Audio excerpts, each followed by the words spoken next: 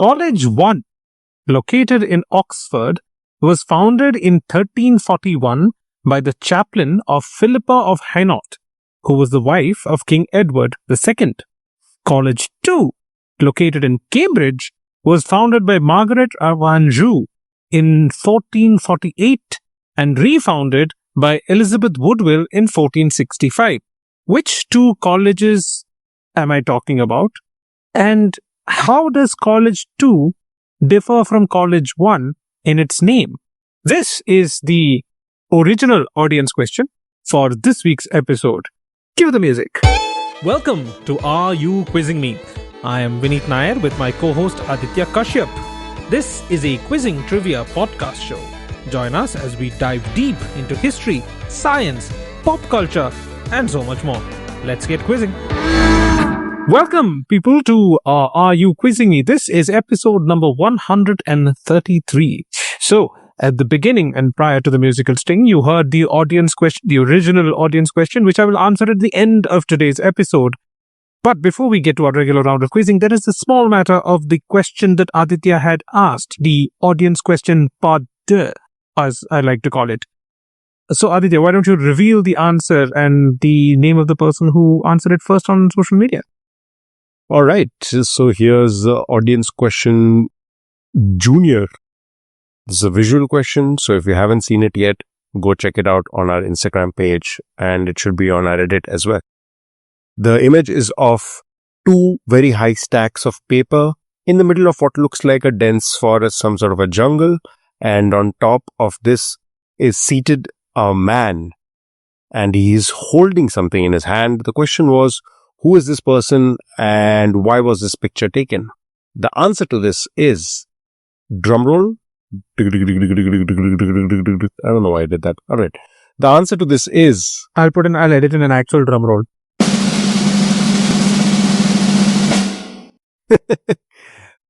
It is a picture of a young Bill Gates, and in his hand, he holds a CD, a compact disc. The idea was to show with the huge stack of paper the amount of information that can be stored in one CD, minimizing the amount of space that you need to store information. And I thought that was a very creative and interesting way of physicalizing something which is, today we perhaps in 2026 understand it very easily. But back in the 90s, it was such a new concept. A CD was so new that to truly wrap your head around how much information was on that small circular disc was mind-boggling, and this was a lovely way of showing it. So, great marketing campaign. Bill Gates was the man in the picture, and he's holding a CD in his hand, showing how much data can be stored.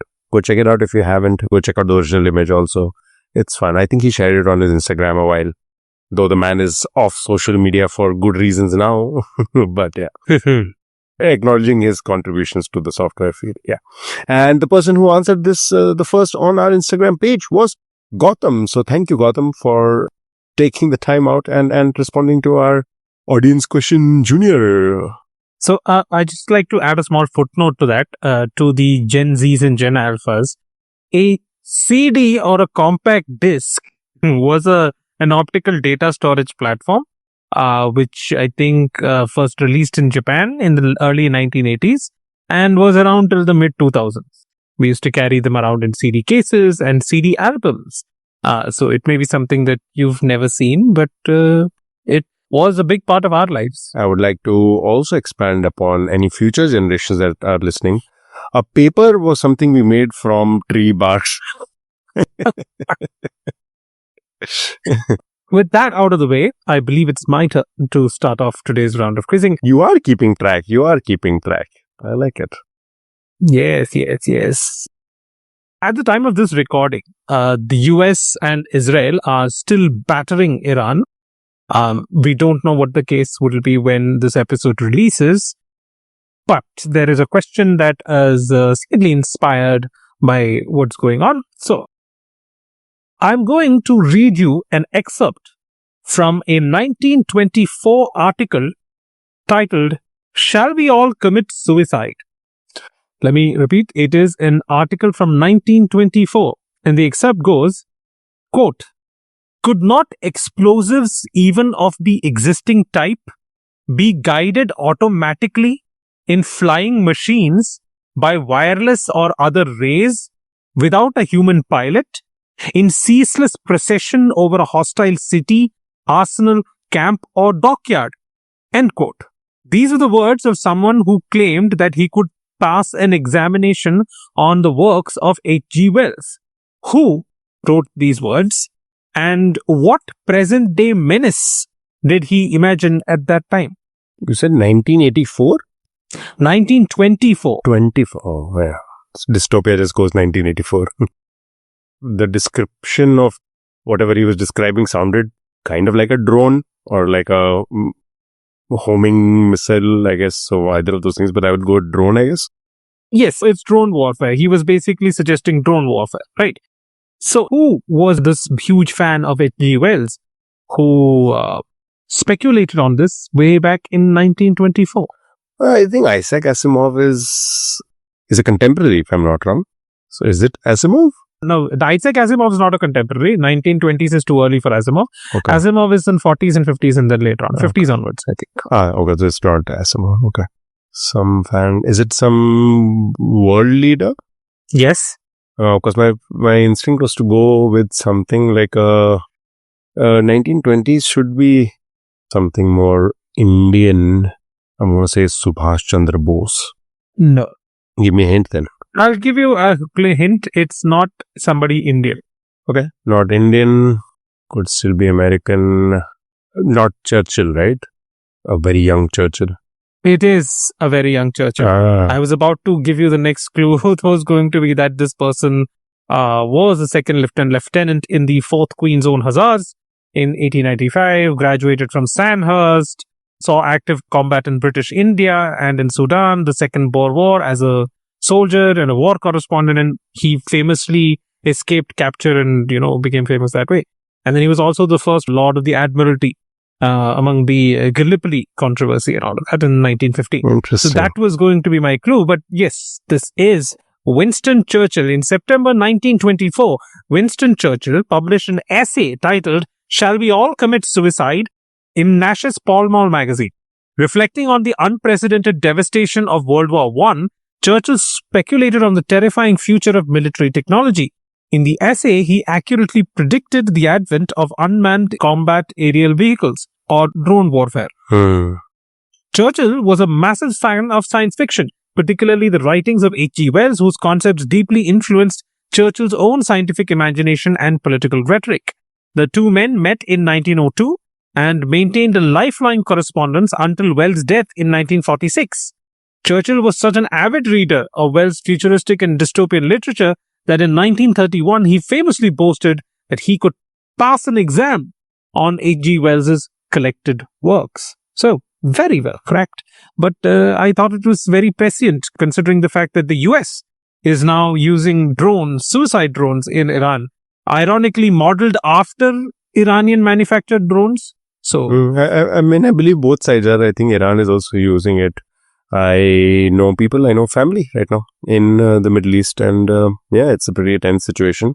So I hope better judgment prevails on all sides, and no innocent lives are lost. I think you're overestimating the people in charge here. Better judgment? Anyways, all right. So that my next question is such a direct segue that I am kind of surprised at that. Okay, but I'll give you the segue in a bit. Mr. Ali was born in a small village of Balachor in Punjab in 1897.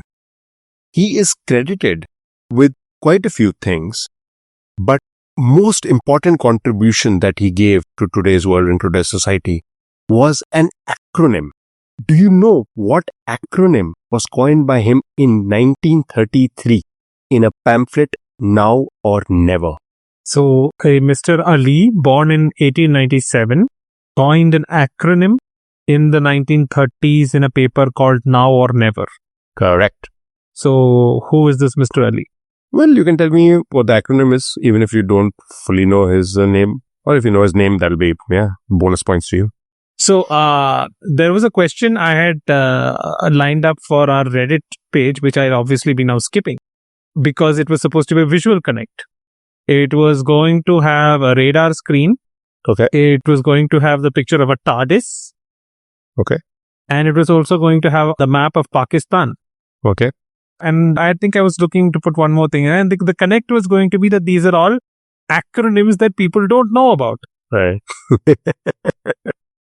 Lovely. Okay. So, given the time frame, and I think you're talking about Rahmat Ali, is this Pakistan that we're talking about? Is the acronym that you're looking for Pakistan? Absolutely well correct. Chaudhry Rahmat Ali is the man in question. And Okay. he was born, like I said, in a small village in then Punjab. I believe that village would now be in Pakistan. And he studied in Lahore and at some point in Jalandhar as well. And yes, when he was much older as an adult in 1933, he first published a pamphlet called Now or Never, and kind of reminds me of that Churchill quote that you just gave, because the name of the entire thing is Now or Never, are we to live or perish forever? Oh, Yeah. Okay. Painfully, sort of how they say history rhymes. So 1924, that quote, and 1933, this particular pamphlet.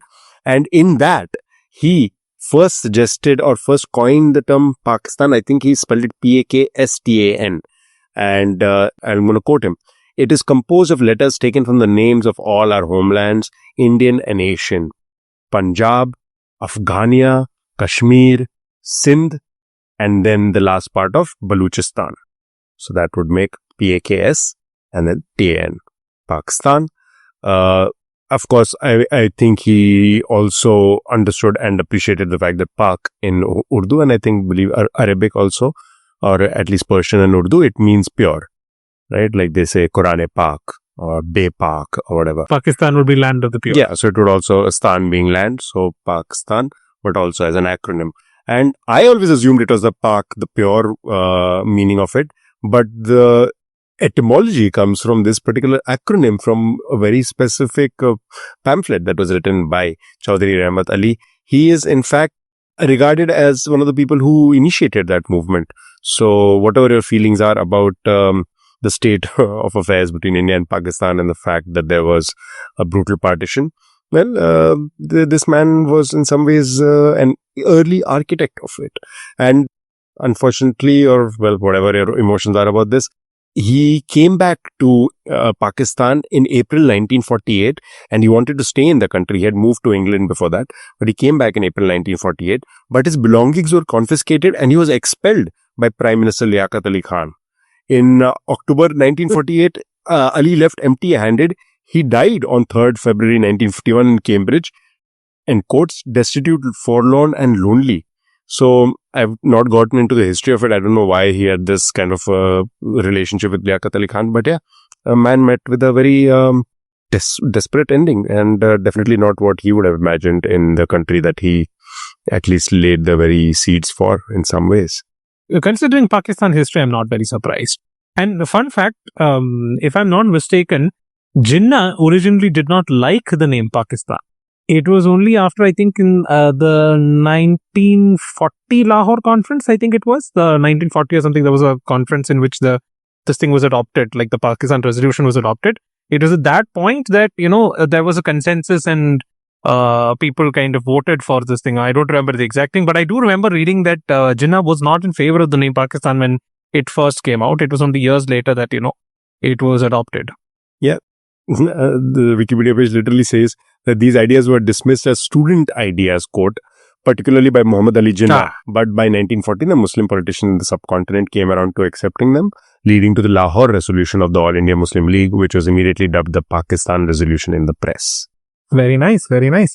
I have lost a Reddit question, so Redditors, you can blame him.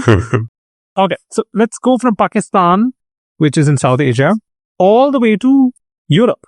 Okay. Now, I know this question is going to be a little hard for you to directly guess because it's either you know it or you don't know it.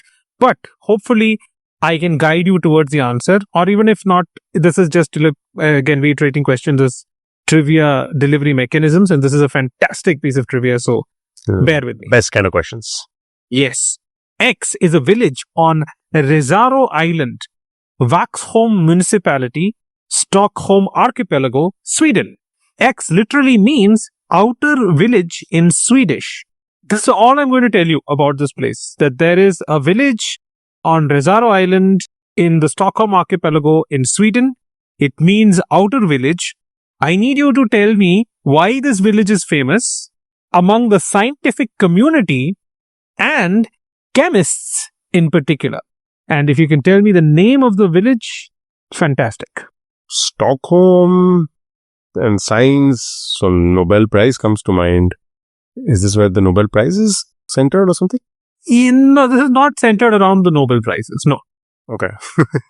Stockholm Science Nobel Prize, that's it. My brain draws a blank. Okay. I'm sure there have been famous chemists from there. But again, I think they all just blur together for me as just European fellas. I can't particularly pinpoint who is Swedish. No, I wouldn't expect you to know the scientist or anything. It's just that something is very famous. This place is very famous for something, at least among the scientific community and especially among chemists, chemistry researchers, at least, and those who know the history of chemistry. They instantly recognize the name.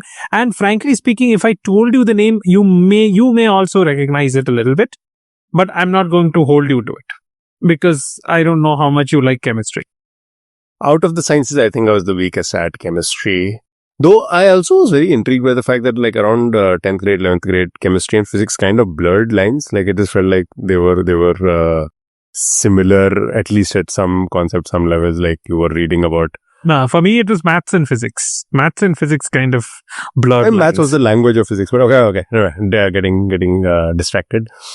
Mendeleev is Russian, so that is also not the right guy. But you said not a scientist, but something chemistry related. Yeah, it's not a people related thing. It's a phenomenon. It's like, okay, I'm going to give you a clue. Let me try. This is a very random guess, but like, is it one of the first visualizations of the periodic table is there or something like that?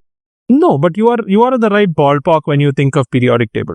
And again, you said chemistry, because otherwise I would have said physics with the unit measurements. I don't know where it is kept. Like, there is this place where they used to keep, and now that's Paris. I think it was Paris because SI is also French.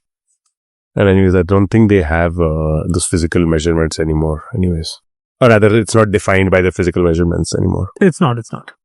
Give me some other hint. There are two clues. I'll give you the indirect clue first and the direct clue if you're not able to get there. So Stockholm in Sweden, at least in Sweden, in this particular village is where certain things were discovered. And currently, even though it was discovered in Sweden, Sweden is no longer the place where you get most of it. It is China. China is known for its rare earth metals. That's the biggest thing over there.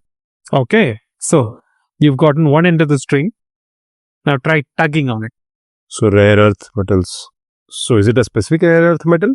Again, so that's part of the answer. So you'll have to tell me why this village is now famous. I've already given you part of the answer when I gave you the clue. As in, you said that it was first discovered in this place. So were a lot of rare earth metals just found here in the first place? So just refine the answer and you're there. Just refine the answer. It's very pun. They kind of synthesized or they isolated those rare earth elements? No. This is a very remote village. It's not like it's got a big scientific center. It's not Caltech or anything like that. But why is this place famous? You're almost there.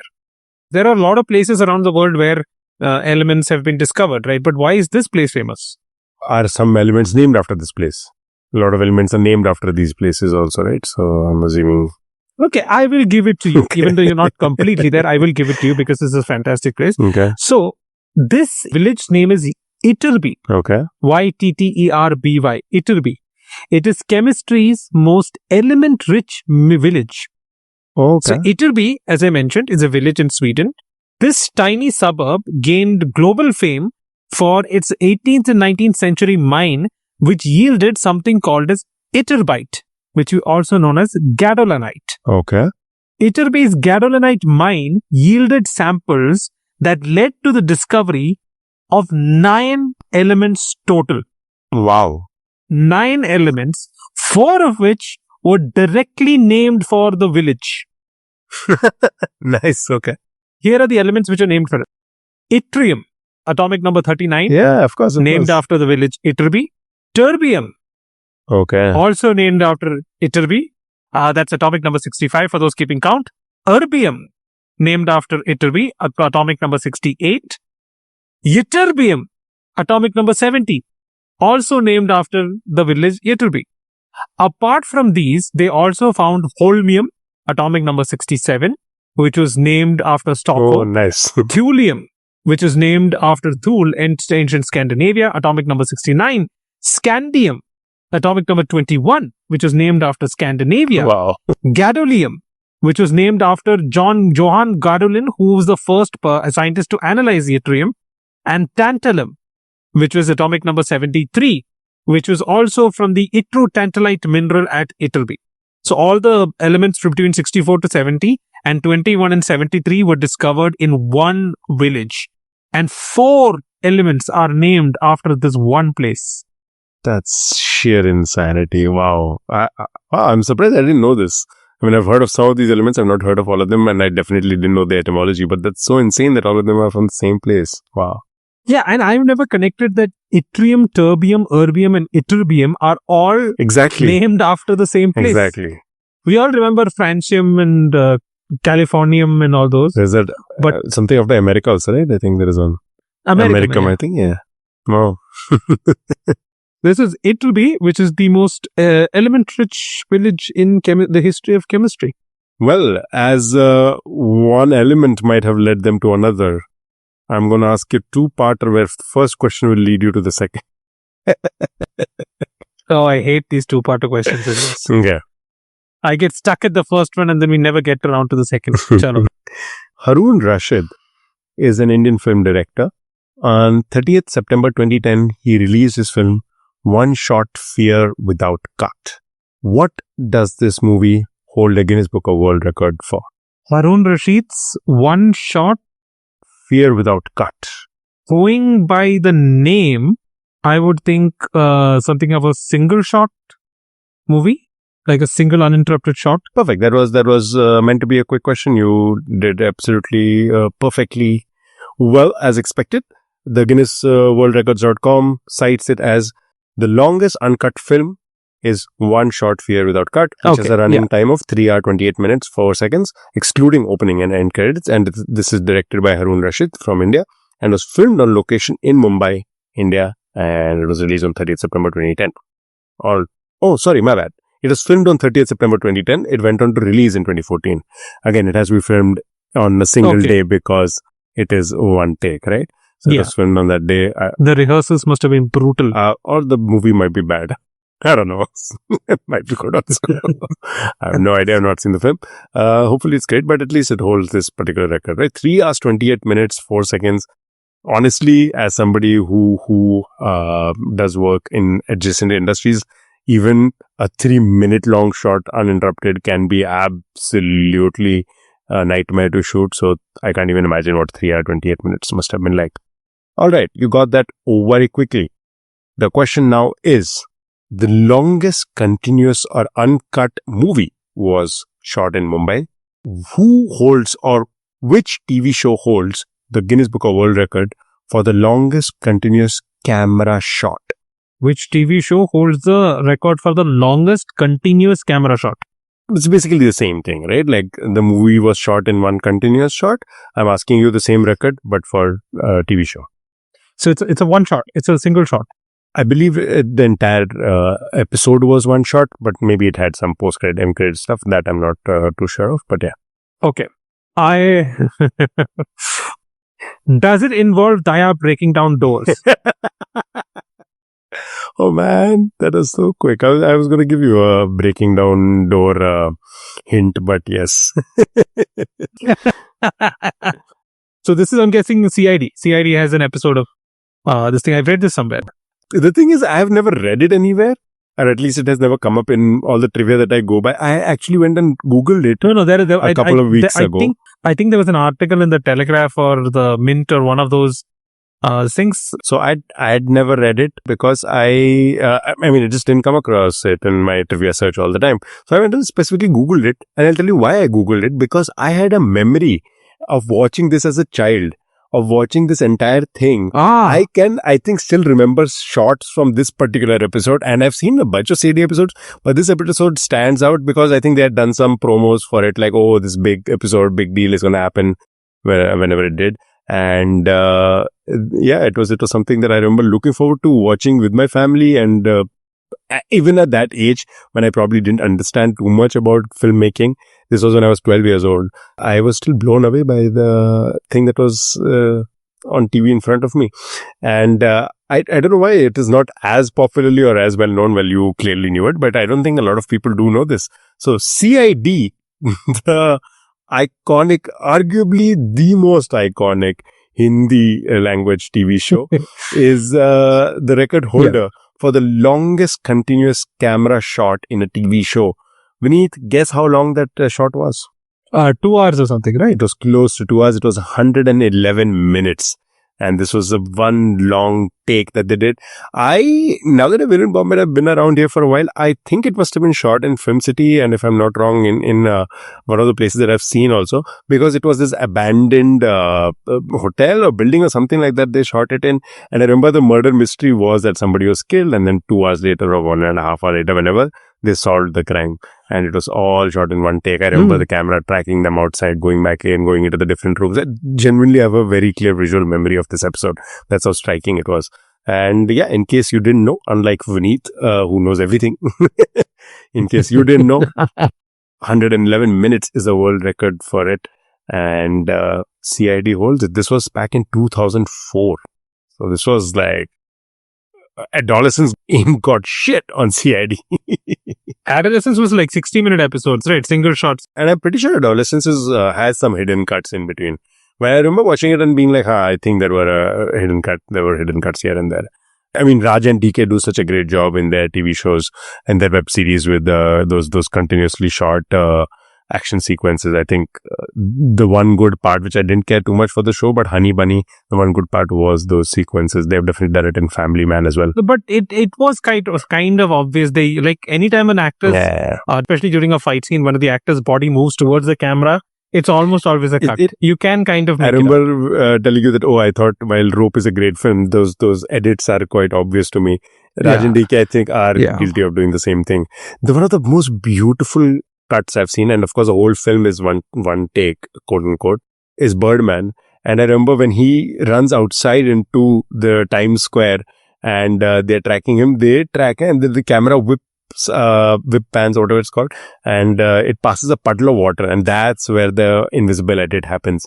And just a random side trivia, apparently he actually ran in the middle of Times Square in his underwear, and this was not a closed off set or something. This was the middle of people. So when you see people turning towards him, they're like, oh, what is happening?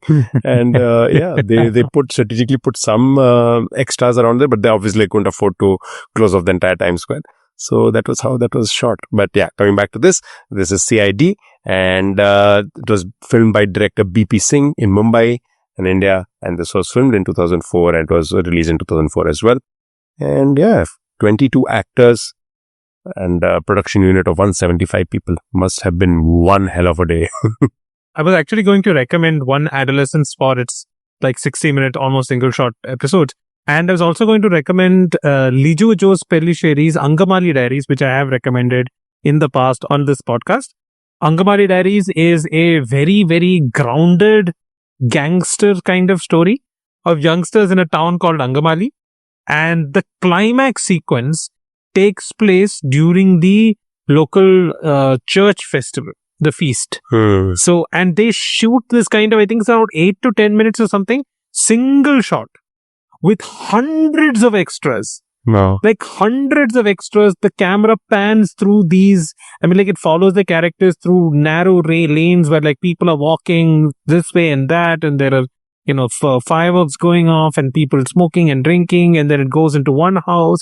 And then there's a violent action sequence there. And then there's a chase through the crowd to the climax, which involves a very gruesome death and a lot of fireworks. So I would definitely recommend watch Angamali Diaries. LJP is an author as far as I'm concerned. He makes some of the best movies, at least of this century. And Angamari Diaries is one of his most accessible movies. Some of his other works are a little esoteric for certain people's taste, but please check out Angamari Diaries, especially the single shot sequence, or the one shotter, or the oneer as they call it, sequence at the end. I think it's around 8 minutes. A fantastic movie and fantastic technical achievement. Sounds pretty cool. Yeah. Okay, so I am now going to move from CID to another TV show. All segues are working today. India's pioneering sci-fi TV show called Indradhanush beamed on Doordarshan back in 1989. It introduced the concepts of cloning, time travel, space travel, DNA crystallization, androids, and future galactic wars to the Indian audience. It boasted a fresh-faced cast including Ashutosh Gawarikar, Girish Karnad, Urmila Matondkar, and debutante X. So this was X's first acting job. X's follow-up screen gig was in one of the biggest Bollywood smash hits of all time. So I want you to identify X. What is the timeline for this? 1989, Indradhanush, Doordarshan. 1989, I think Sunny Deol was already in the scene in the 80s. Yeah, he was already in the scene. So first acting job was in Indradhanush, and the follow-up or his second acting job was in one of biggest Bollywood smash hits of all time. I have a very stupid answer for this, which I'm 99% sure is wrong. I'm going to say it. Okay. Is it? And I don't want to get this name wrong. Is it Tuffy by Richa? Oh, the dog from Hum Aapke Hai Kaun. Was he featured in this? If it was, it would be a fantastic answer. But unfortunately, no, it's not Tuffy. I have a feeling this is not somebody who was the main cast in that blockbuster film. Because I mean, what blockbuster films was the 90s? I know them, and I can't think of any of them who featured somebody who was in this random film in that first acting job. It's no Shah Rukh, it's no whatever, Salman Ahmed, none of them. No Govinda. So I'm thinking it is somebody who's playing a smaller role in a bigger film. And Hum Aapke Hai Kaun, because 1989, I don't know what other film after that. Because 1989 means in the 90s, DDLJ is 1995.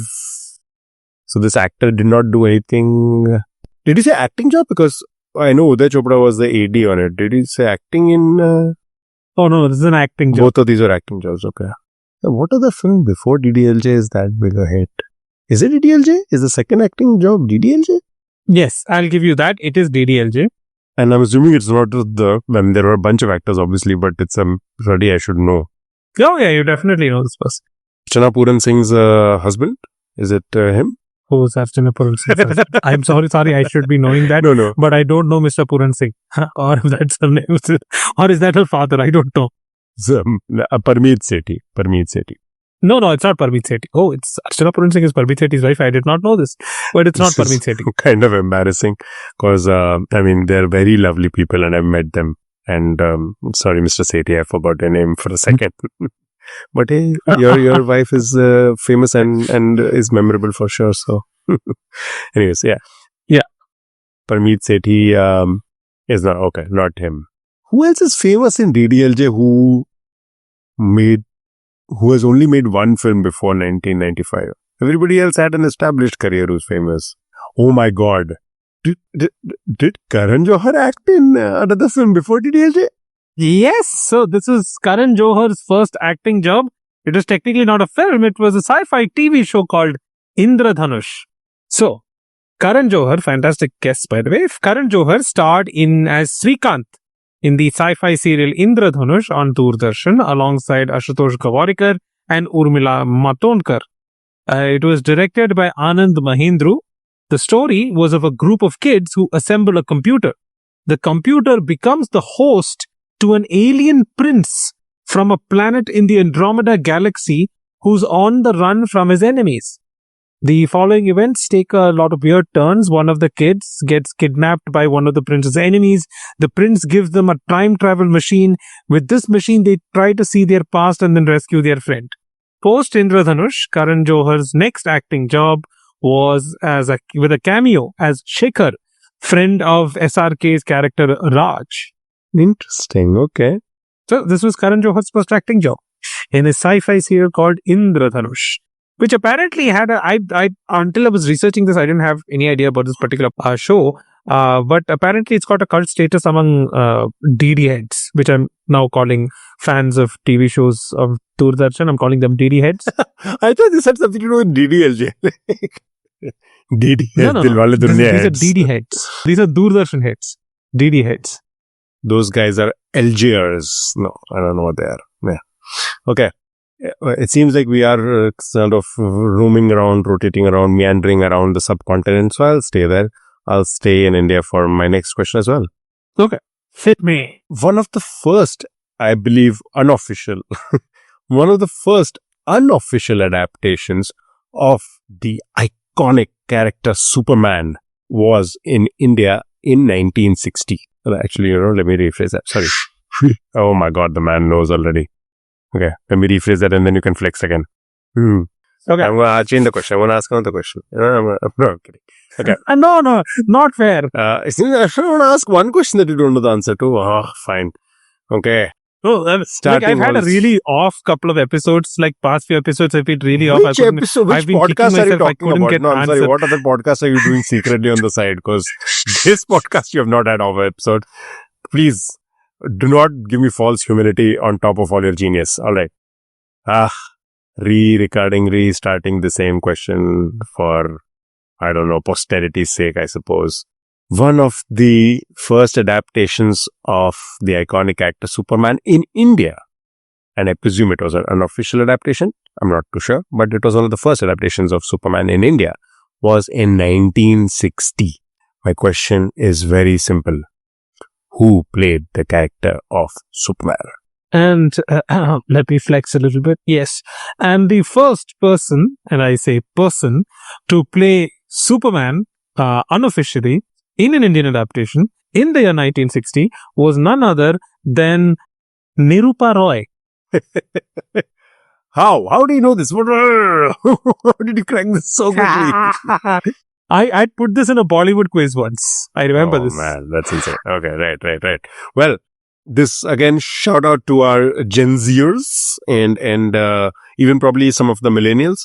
The younger millennials might not know or might not recognize the name Nirupa Roy, but definitely would recognize the face if they saw it, or Bollywood fans would, because Nirupa Roy was the quintessential mother to the quintessential angry young man, and she and Amitabh Bachchan appeared in a bunch of films together, in some of the most iconic Salim Javed films also. I believe she was the mother in Diwar, the iconic Mere Paas Maa Hai. Yes. That was Nirupa Roy, the Maa that was in question. She was also in Amar Akbar Anthony. She was also in Ganga, Jamuna Saraswati, Muqaddar Ke Sikandar, Mard, all of these films that had Amitabh Bachchan. She, I believe, in most of them played her mother. But in any case, she was always that motherly character. And if you saw her, you know exactly what you're going to see in the film. Even if you saw her still, you know that she's going to be lachar, as the Hindi word goes. Dukh bhari. Yes. She's going to be, the abla nari. And she's going to be sad and in need of I think somebody. you're going to have to translate that. Abla nari you'll have to translate. I hope this is the right translation. I think it's just the woman who's a damsel in distress, but not damsel refers to somebody young, so a little older. Think of that, but a little older.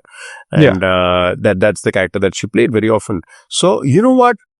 Kudos to her for being the first person to play Superman, even if it was unofficial, in Indian cinema, in Hindi cinema.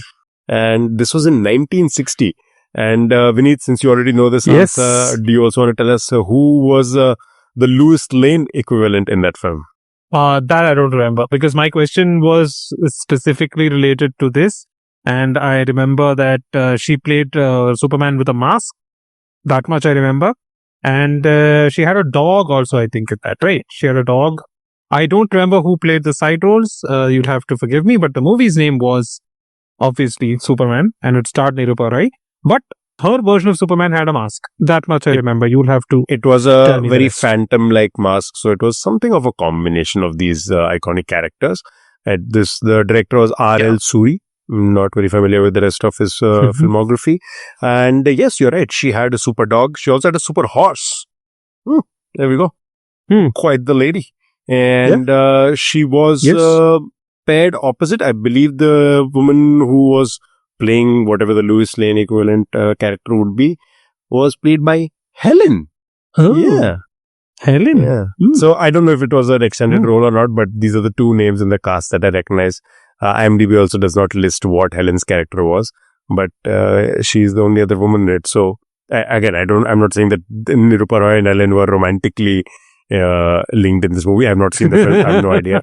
Oh, it would have been very progressive. Yeah, man. If it was the case, then hats off to Mr. Suri for doing that.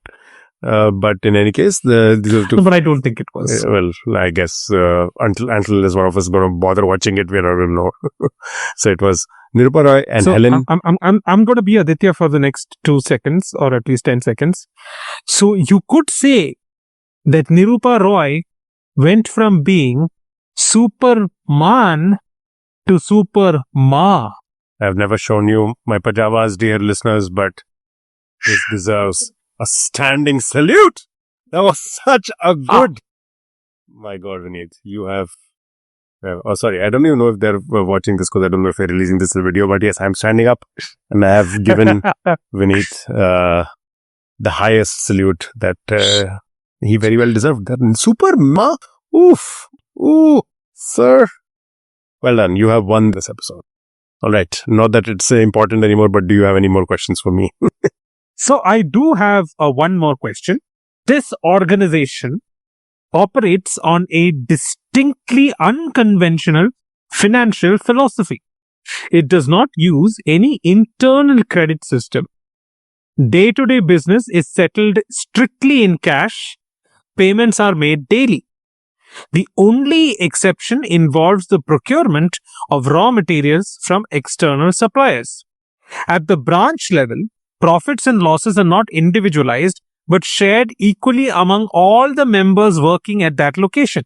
In fact, during the organization's early years, earnings from the first 6 months were distributed evenly to every member, not in cash, but in gold. The principle of shared reward continues even today.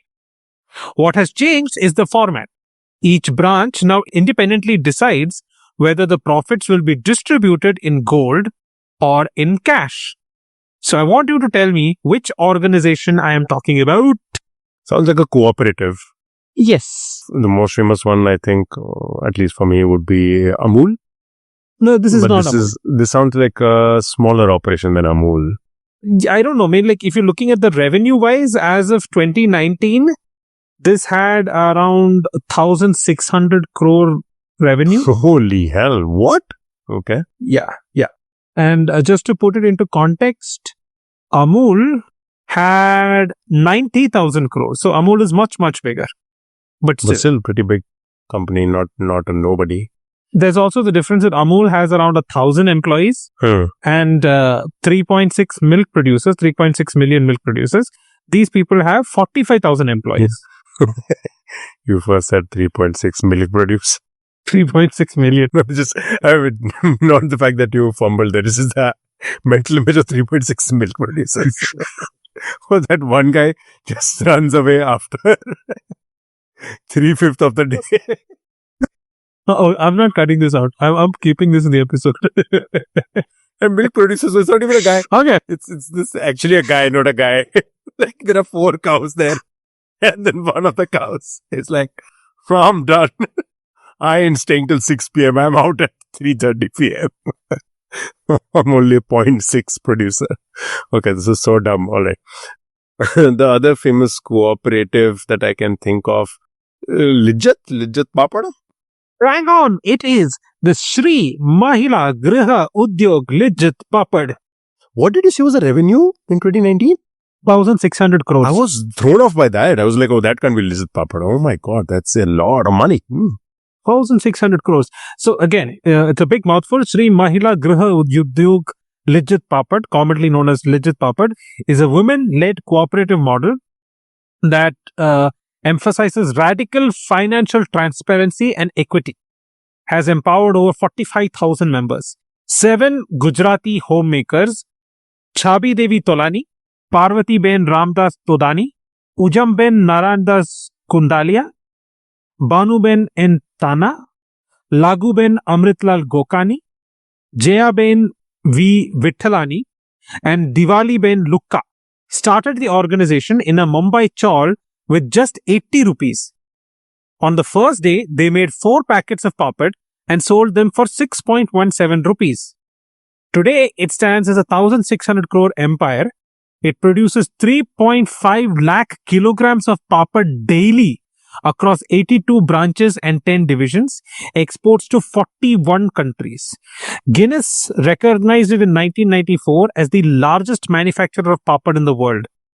It settles all its operations in cash on a daily basis, and members receive their vanai or piece rate payment of rupees 14 to 18k per kg of papad on the same day.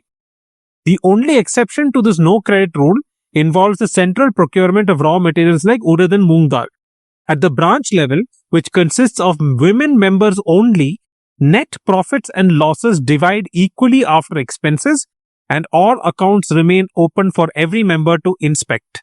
In the early days, the profits from the first 6 months of 1959 were shared equally among the 28 members in the form of gold sovereigns by Diwali 1960.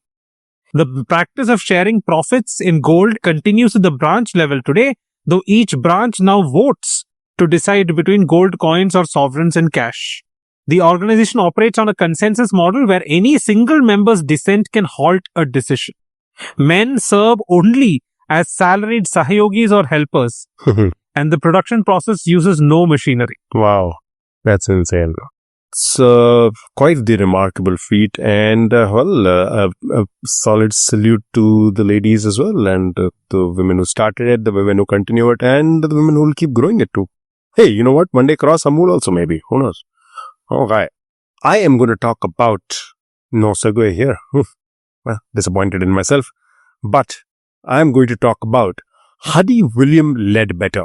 Huddy William Ledbetter was known by his stage name Leadbelly, spelled L-E-A-D, Leadbelly, and he was an American folk and blues singer, notable for his strong vocals, virtuosity on the 12-string guitar, and the folk standards he introduced, including his renditions of some very famous songs. One of these songs is called Scottsboro Boys, in which he tells the story of 9 black teenagers and young men falsely accused of raping 2 white women in Alabama in 1931. Unfortunately, it's been happening for so many decades, centuries, that black people in America have faced persecution. This happened in 1931, and he wrote a song about this. Leadbelly wrote a song about it. What did he use? What phrase did he use in this song that has gained a lot of popularity, a lot of momentum in a similar sentiment, I would say, through the decades, and especially in the last decade or so? What phrase did he use in the song Scottsboro Boys? Ledbetter introduced a phrase in Scottsboro Boys, which was about 9 kids who were falsely accused of rape. Correct. And that phrase resonates even today. It is still in use, and as you can tell, that Scottsboro Boys was, let's say, a social justice song, right? It was talking about making society better, making society more fairer, and that's, I would say, in a similar vein, that phrase is still used, that word is a rather still used phrase or word. Does this have anything to do with To Kill a Mockingbird? No. The novel? I have no idea what that connection. I don't know if there is any connection. I don't think there is. Okay, no, Atticus Finch was... No, so it's fine. Okay, I need some other context clue, like how is it related? Is it with the Black Lives Matter protest, or how is it connected? So, like I said, this has unfortunately happened over the years so many times that black people have come out on the roads to protest the brutality that is committed against them in the United States of America. It has been used, this particular word, let's call it a word. It is used as a phrase also, but let's call it a word. This word has been used since the 1930s. One of the first few iconic uses, one of the first documented uses of it is in this particular song that he used it. And it has gained perhaps more of a life, more legs, more momentum since the Black Lives Matter protests, which started in 2014, the Ferguson protests. And it has grown to be something that has life of its own, that perhaps has also been used as a in negative connotation also. You would assume that this is something positive, but it's been used in negative connotation as well. So yeah, that's the current context of it. Other things, both positive and negative context, you said, right? It has basically, it has had a positive context for the longest time, and now it's been used almost as like a way to fight back against that growing wave of let's say liberalism. I don't know what other. Please don't go by my incorrect user of terminology, as it might be the case. But yeah, I can't breathe and all that was from his last word. It's nothing to do with the song. I can't breathe was George Floyd, and that was not in 2014. So yeah. Yeah, George Floyd. It's nothing to do with that, right?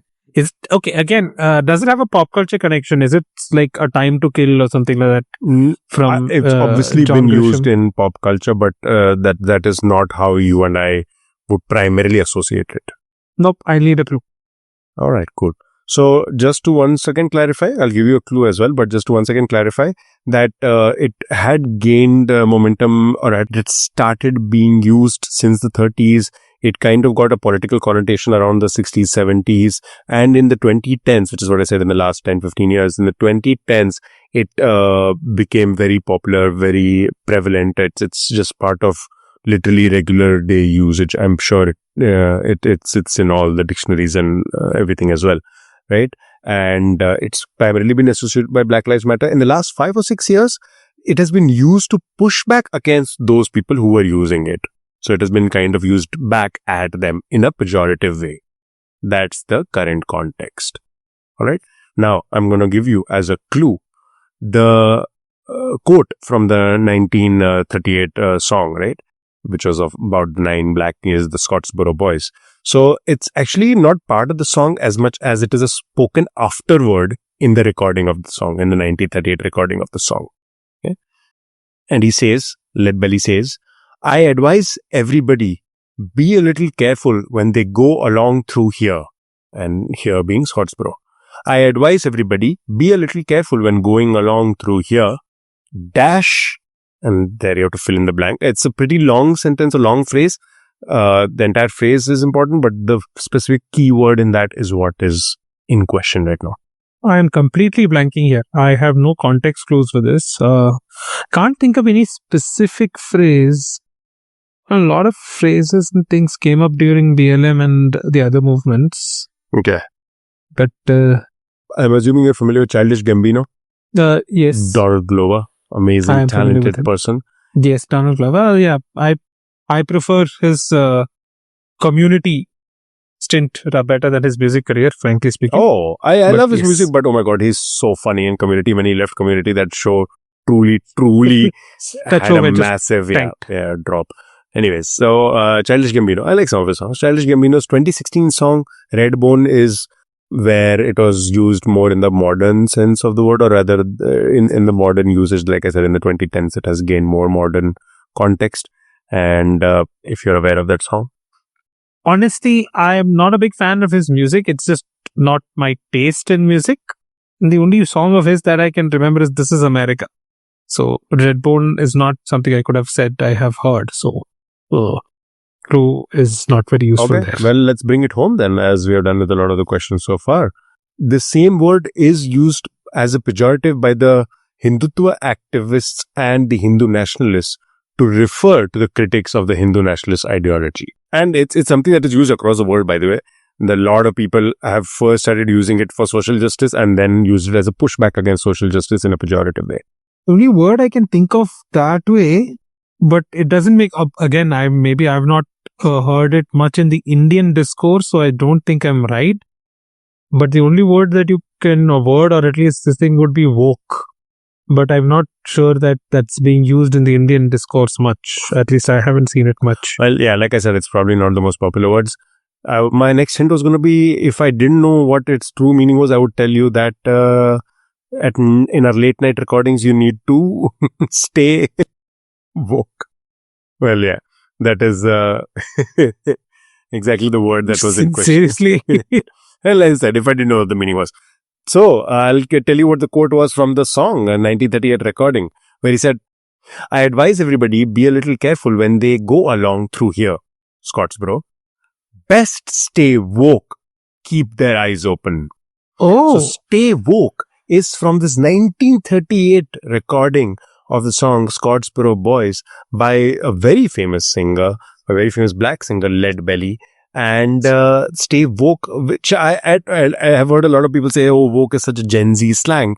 And yes, it became adopted in the lingua franca, I guess, much more recently, but it was part of the black communities, English for a very long time. It was their language, it was their way of speaking for the longest time, and then it got adapted into the mainstream in the 2010s. So when people say that it's a very millennial thing, or not even millennial, it's a more Gen Z thing to say woke, it's actually almost 100-year-old phrasing, and it has only gained popularity recently. wow. But it is from this very specific song that this idea of stay woke came to be.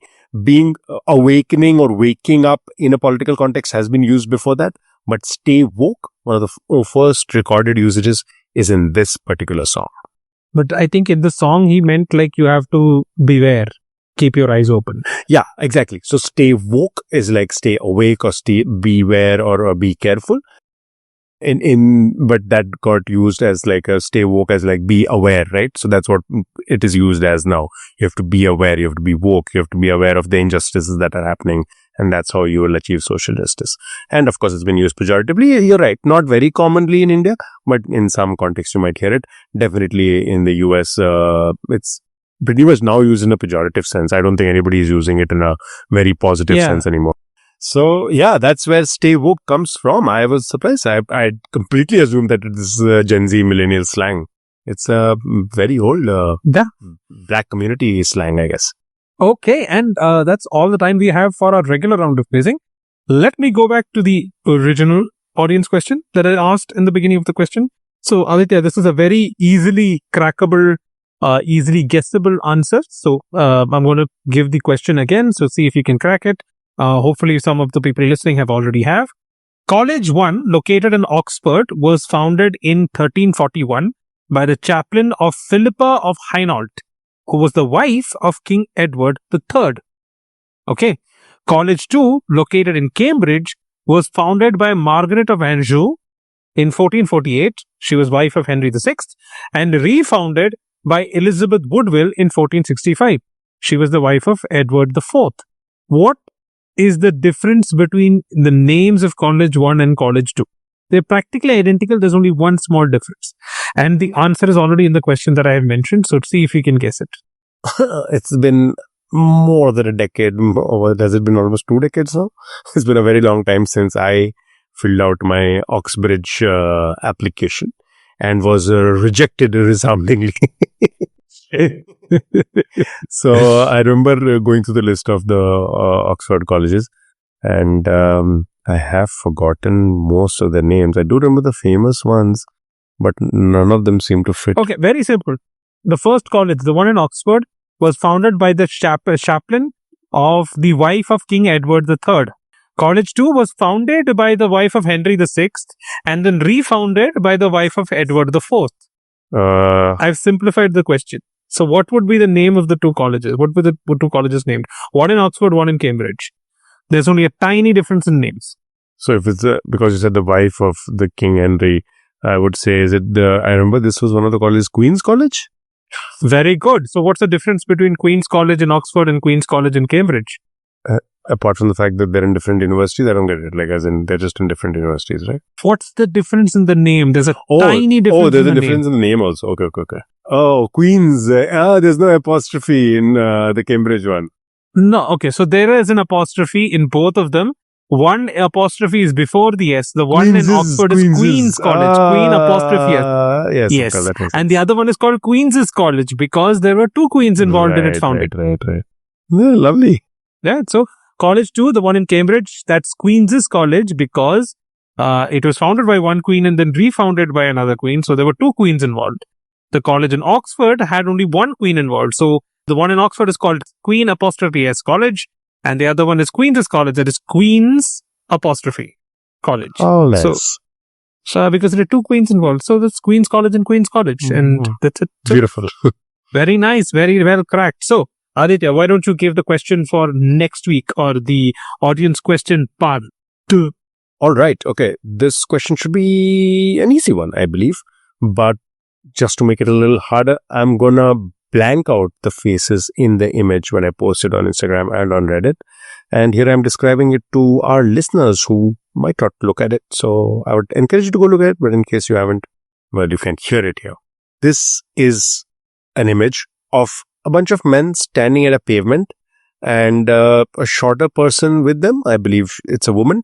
So there's a bunch of men standing at a pavement and they seem to be waiting for something to cross the road. And the question is, what is this an image of? What was happening here on this day? I haven't mentioned what day, but yeah, what is happening here on this day? A few men standing on the side of a road, a woman presumably standing right next to them, and they look like they're just straightening up. They're making sure that their clothes are in place, and they're looking to see if there's something crossing the road. That is the image, and the question is, what's happening here? Yes, and the question will be put up on both our Reddit and our Instagram accounts. So go check it out, and the first person to answer correctly will be shouted out by. Given a shout out by. Shout outed By Aditya. Okay. Or at Aditya28. Let's now move on to the last thing we do before every episode closing is what's your pop culture recommendation? Okay. I was just now watching a movie which starred Mads Mikkelsen. I always mess up his name. Mads Mikkelsen, who's a Danish actor, phenomenal actor. Most people might remember him as the bleeding eye guy from Casino Royale. He has had a terrific career. That was perhaps his first prominent role in Hollywood, but he's been an actor for a very long time. I want to recommend a few films by this guy. The movie that I was just watching, I haven't finished it, so I'm not going to recommend it yet. But some of the other films that I've seen of his that I think are phenomenal, worth checking out. There is the 2012 film, The Hunt. I am at a loss of words as to how to describe it. It just speaks to so many things, speaks to so many anxieties, and it's in 2012, but I think it resonates till date in 2026, so a decade and a half later. It is about a teacher who teaches in kindergarten, and it lives in a very small community, and the kind of drama that ensues, the kind of anxieties that plague the small community, and the consequences of small actions, of small choices, and how they kind of snowball. That's what this film focuses on. The Hunt, definitely worth your time. Absolutely recommended. Another film that I recommend is Another Round. This is, I think, based off of a real incident. So it is partly fictional, partly non-fictional. And I might have recommended it in the past in this podcast. I don't know. But in case I haven't, here's a recommendation for Another Round. Don't want to tell you too much about it. Again, he plays a teacher. But this, while it is much lighter than The Hunt, I would say, it has dark moments as well. But for the majority of the film, it is definitely more fun note, and it ends with one of the best movie endings that I've ever seen. The last scene in this film is just pure unbridled joy, so you're guaranteed that you're going to end it on a nice note. And Mads Mikkelsen is the one in that scene, in that last scene of the movie. I generally think it has to be top 5 best movie endings ever. Love it. Tell me if you liked it as well. And the last thing I'll recommend is the show Hannibal. I think the first few seasons were good. I think it didn't do as well in the final season, if I'm not wrong. And so going to sound so problematic. And if you are a vegetarian or a vegan person, my apologies. But the food cooking, actually, you know what? I apologize to even the meat eaters, because it's not like I am assuming cannibals aren't listening to it. But Hannibal obviously plays a cannibal character in it, and he cooks human beings. But the food scenes, and this is a guilty pleasure, I have gone and looked Just the super cut of the food scenes, even though in my head I know in the story it is supposed to be human beings being eaten, which is very dark, but it's so beautifully shot. It is absolutely beautifully shot. So props to the prop director of this show. Very, very well done. I loved it. These three great pieces of work that you should check out with star Mads Mikkelsen. And well, I'm watching a movie. If that turns out to be good, I'll tell you in the next episode. Okay, great. I have already recommended one movie in the podcast, which is Angamali Diaries by Lijo J. Pellicheri. Go definitely watch it. It's one of the more unconventional gangster films that you will find. And it's a really good. And again, it's also very similar in the fact that it's also a foodies movie, because food is a big part of the framing of the movie itself. The opening credits itself shows a lot of food. It shows because food is intrinsically linked to the culture of the town Angamali. So it's that there. So definitely check out Angamali Diaries. I would now also recommend a Telugu movie that I watched recently, a Telugu horror movie, low budget movie called Masuda. It came out in 2022, but I caught it only recently on streaming and I really enjoyed it. It's not like one of the top tier horror movies, but it's a solid horror flick, like something slightly different in the protagonist itself. So go try and catch Masuda. And I always enjoy introducing something to people I'm almost always sure that they haven't heard. So Aditya, have you heard of the Tuareg, not the car? No. So the Tuareg are a nomadic people from the Saharan desert. They're ethnically Berber people. They used to be called the Blue Men because they used to wear indigo. I know this. Yeah. Yes. So they used to, their clothes were dyed with indigo, which would rub off on their skin, and they used to be called the Blue Men. Basically, so that's also where the Volkswagen Touareg gets its name from the Touareg tribe. What I'm actually recommending is, I recently came to know that there is a subculture of music called Touareg music or desert blues. So it mixes Berber rhythms with guitars and kind of thing. And I really want to recommend this band called Tinariwen and another one called Tami Crest. Tinariwen is a great entry point into this. I would definitely encourage you to check it out. They are available on Spotify and it's really, really good songs. I mean, like some of the songs, it's very difficult for even me to pronounce the names. Just listen to them. It transports you completely. It's become a part of my playlist on my daily 2-hour commute back and forth from work. So check out Tinariwen, and if you get time, and there are other bands, there's another one called Bombino, there's another one called Tami Crest. So check out any of those. Perfect. That's good. I'm glad you did a music recommendation. We haven't had that in a while. You know what? Next episode, I'm going to remind me, Vineet. I'm going to do a music recommendation. I'm going to do a few music recommendations. I'm not as much of a listener as you are, but whatever little bit I listen, I'll recommend. For me, podcast and music listening is more of a survival mechanism rather than anything else, because I spend a minimum of 2 hours driving. Music and podcasts are what keep me sane on these drives. So I do consume a lot of it. Work from home, baby. Work from home. Well, that's not true. I do go perform outside, but I'm not with that office crowd. I'm usually going out in the evening. So, yeah. That's all the time we have for this week's episode. Thank you all for listening in. Hope you enjoyed the show. Please reach out to us on our socials, which are available in the episode description. We do post quizzes on Reddit as well as Sunday quizzes on Instagram, so you can participate there. If you want questions that you have to be asked on the show, please email us at areyouquizzing@gmail.com. And that's all the housekeeping I have to do for the end of this episode. Aditya, I'm going to let you do the sign off because I have been hijacking, and I've been told that your new catchphrase is painful for many people to hear. So no more digging. You can go ahead with your usual thing. I will dig them up from wherever they're hiding. Because if they don't appreciate such a good catchphrase, they don't deserve. No, I'm kidding. You guys are right. It sucks. It's literally painful, dude. Okay. I'm literally giving it to you. Take it back. Take it back. I'm going to come up with a new one. Take back your original catchphrase. You take it.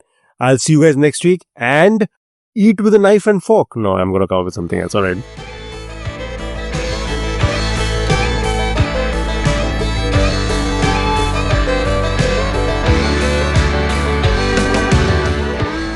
I don't know why I said that. Bye-bye. There's a knife and fork right in front of me. That's why. Oh God.